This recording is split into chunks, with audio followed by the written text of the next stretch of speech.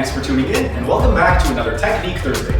Before we start, just a quick reminder that if you like what you see and are interested in learning proper exercise technique, be sure to subscribe to our channel and hit the notification bell so you don't miss out on any of the exercise technique videos. Also, if you have any questions, ask them down in the comments section and we'll either respond to you directly in the comments section or answer your questions during our weekly Sunday Q&A. Alright, time to demonstrate the exercise.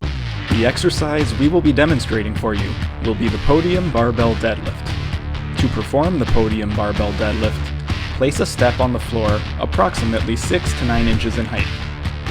Stand on the step with your feet shoulder width apart or slightly wider than shoulder width, with your feet pointing straight ahead or externally rotated up to 15 degrees, with the bar as close as possible to your shins.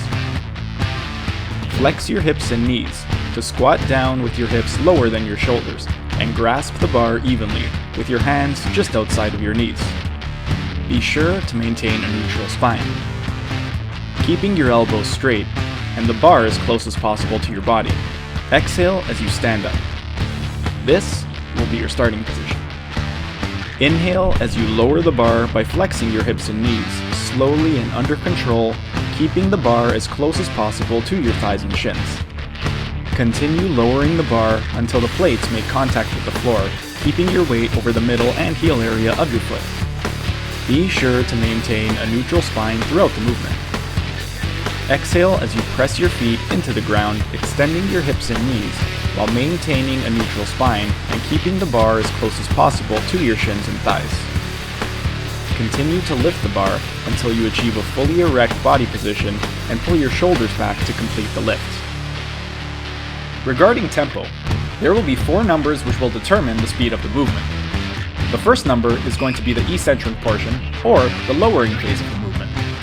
The second number is going to be the pause at the bottom of the movement. The third number is going to be the concentric portion, or the lifting phase of the movement. And the fourth number is going to be the pause at the top of the movement.